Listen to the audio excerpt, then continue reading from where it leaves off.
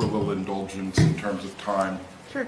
Like Sally, I wrote out my response. I think it's a very complicated issue. First of all, I'd like to join both of you in thanking everyone for their letters, their comments, their insights, observations, positions, etc.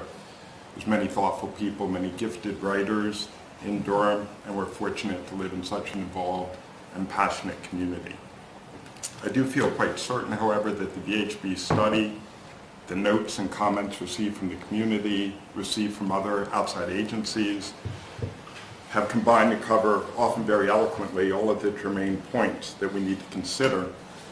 And there's many factors, but in the instance of time, I've generally considered there's 6 that are significant. It's aesthetics, recreation, history, environment, cost, and town culture.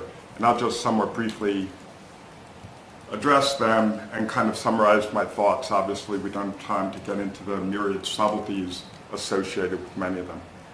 First is aesthetics. Here it's not necessarily the dam, but rather the pond that for many people is most important. I in fact know people who've gone to UNH, and when I told them about the dam, they asked me where was the dam. They didn't know there was one in the town of Durham. Everyone knows where the pond is, and that I think is the key point aesthetically. People notice the pond, not the dam, most people, and incidentally not the back impoundment.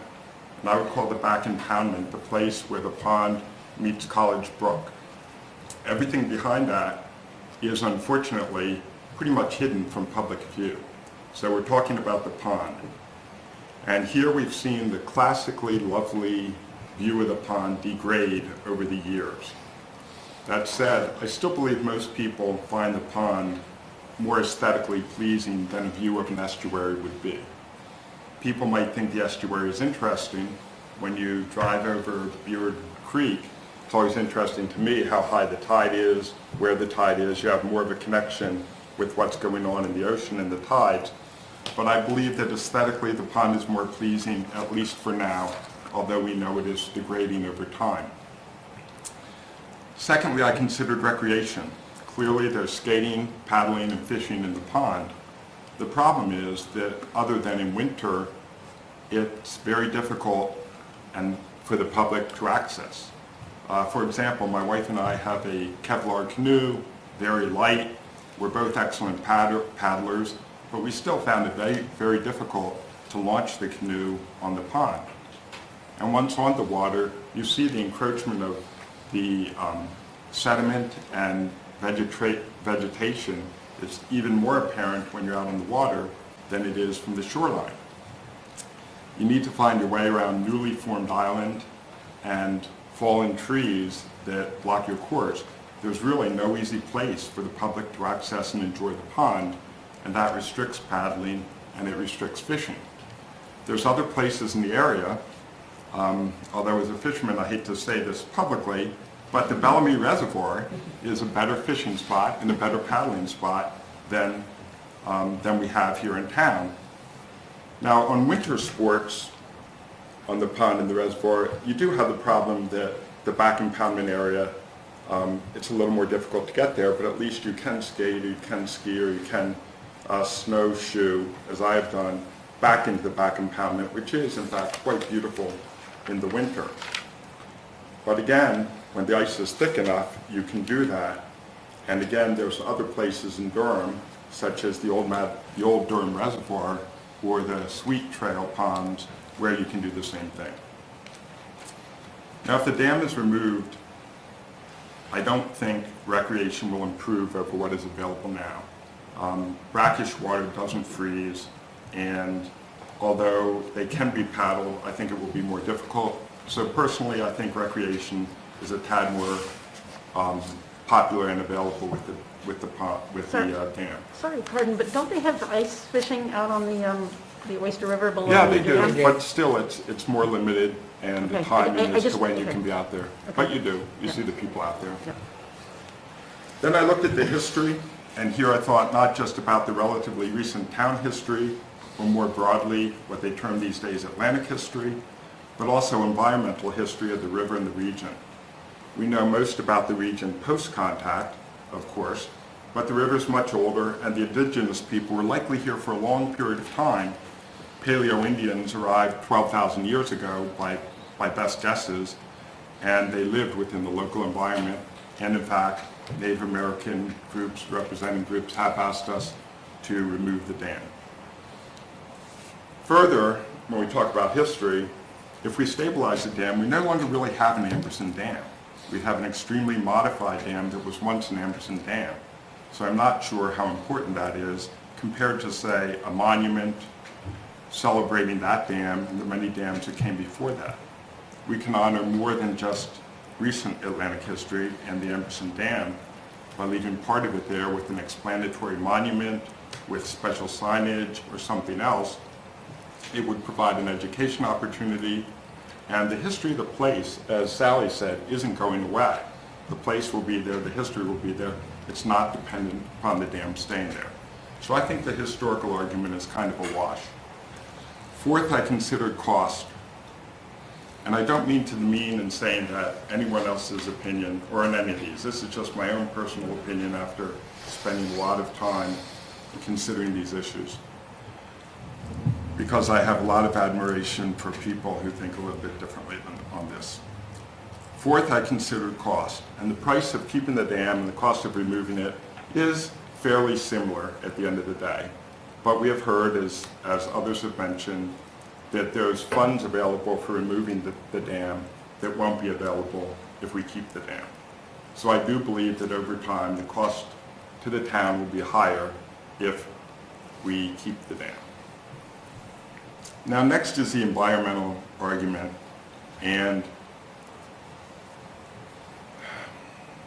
people have brought up questions about VHB, and my concern there is that's not the only group that we listen to when we look for how this dam would impact the environment or the ecology.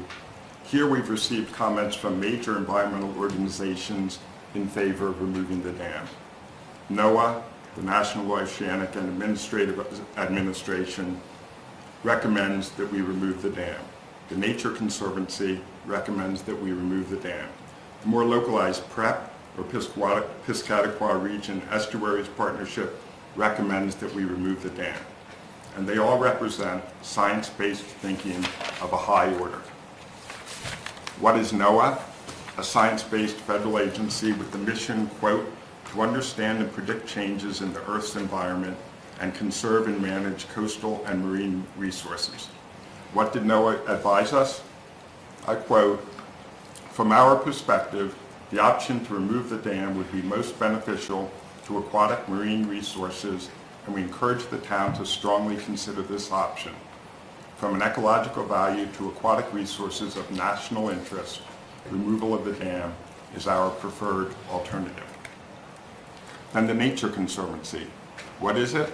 It's the largest environmental nonprofit organization in America.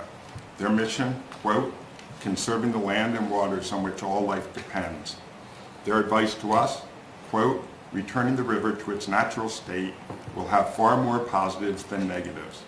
The Nature Conservancy continues to believe that removal of the dam will result in a significantly better environmental outcome for the estuary and the Oyster River system than would repair of the dam. By the way, questions have been brought up along the way about how removal of the dam would impact the oyster farming in the Great Bay. Yet here we have the Nature Conservancy, who has done more, I think, than any other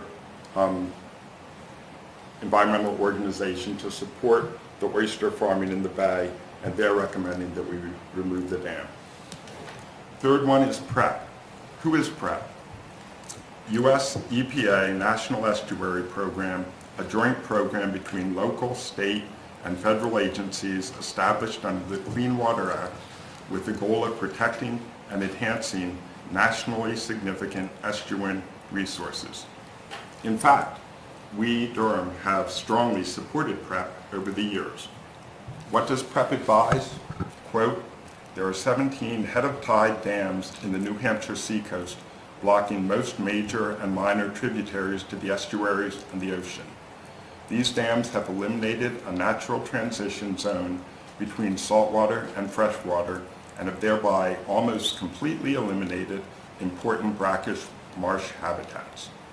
They believe that, quote, removal of the dam and a return to a more natural shoreline would allow for restoration of tidal marsh habitat in the immediate vicinity of the dam, and, quote, that negative impacts of this head of tide dam provide the strongest ecological rationale for removal.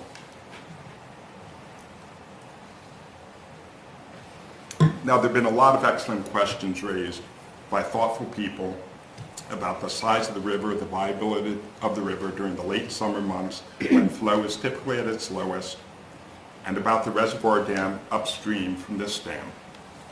I'm certainly concerned about this and have corresponded with environmental groups and specifically pointed out this problem to NOAA, to the Nature Conservancy, and to New Hampshire Fish and Game, and all three groups seemed sanguine about this issue, with both NOAA and the Nature Conservancy reiterating their support of dam removal.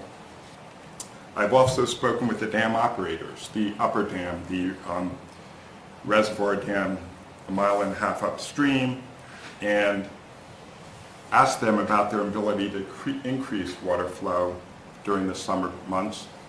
They said it would be difficult given the current structure of our water system, but we do have alternatives. We could have voluntary or mandatory water restrictions at that time of year. We could possibly engineer releases from the dam during those periods, and we could consider a fish ladder so that fish can move up higher into the river. New Hampshire Fish and Game informs us that such a ladder has been looked at by U.S. Fish and Wildlife Service's passage specialists. There is such a thing, and they feel it's a great candidate for passage. Further, these issues very likely would never even be considered or looked at, much less addressed, if we do not first remove the head of tide dam. Now, I'm not a scientist, but at the end of the day, I listen to science and believe in science, and these three organizations, I'm not talking about VHB, respect the benefits of increased connectivity, be it water flow, temperature, sediment transport, nutrient dynamics, species composition, habitat structure, and marsh restoration, and they all support removing the dam.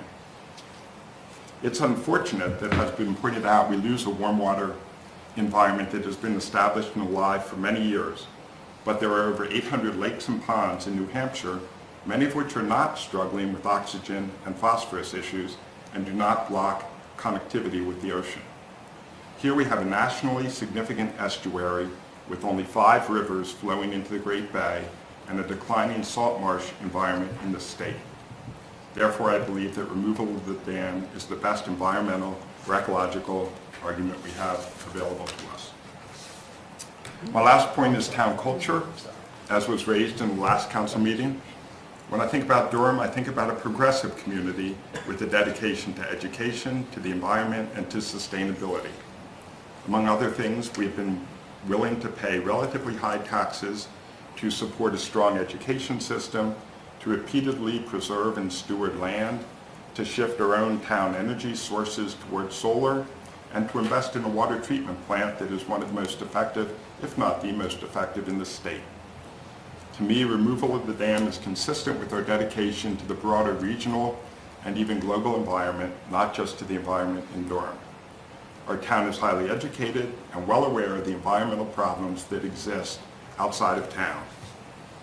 We all know, for instance, we might be in the midst of the world's 6th great extinction. We all know that global warming disproportionately impacts our area. We've been a leader in trying to clean our water, in trying to reverse the decline of the Great Bay, in trying to contribute what we can to fighting global warming. So I believe removal of the dam is very consistent with our town culture and values.